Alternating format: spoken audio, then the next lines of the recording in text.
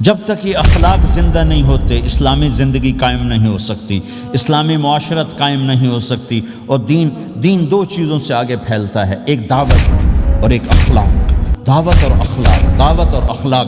دعوت نہیں ہوگی تو اخلاق وہیں پڑے رہ جائیں گے، اخلاق نہیں ہوگی تو دعوت کوئی قبول نہیں کرے گا۔ میرے نبی نے کتنے معجزے دکھائے مکے میں، نہیں کلمہ پڑھا۔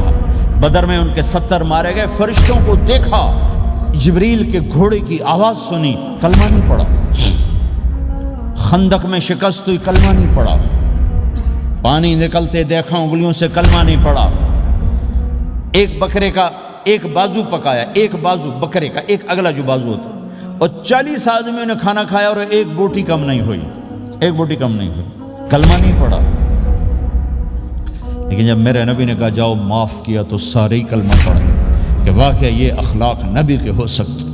حنین کی جنگ میں جب بھاگے لوگ، شکست ہوئی، تو ایک صحابی کا بھاگتے ہوئے پاؤں ہمارے نبی کے پاؤں پر آیا، اور جوتا سخت تھا، تو آپ نے کہا اوجعتنی، اور آپ کے ہاتھ میں چھڑی تھی، آپ نے اس کو یوں ماری، کہا اوجعتنی، ارے تو نے مجھے کتنا زیادہ درد پہنچایا، دکھ پہنچایا۔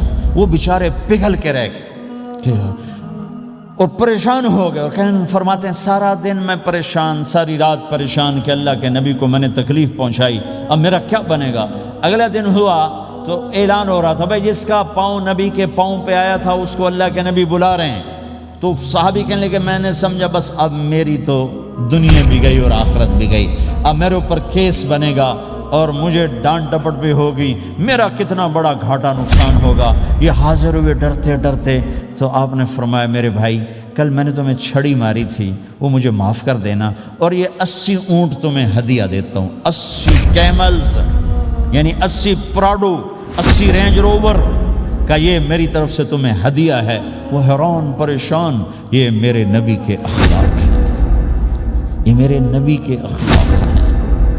کانٹے بچھانے والی نے 4 دن آنا چھوڑ دیا، بیمار ہو گئی تھی، تو آپ نے کہا کیا بات ہے، وہ ہمارے راستے میں اب کانٹے کوئی نہیں ہیں؟ کہا یہ وہ بیمار پڑی ہے جو کانٹے بچھاتے تھے۔ تو آپ اس کے گھر چلے گئے، ماں جی خیریت تو ہے، آپ ٹھیک تو ہیں؟ کہا بیٹا مجھے کلمہ پڑھا دے، بس تیرے اخلاق نے مجھے فتح کر لیا۔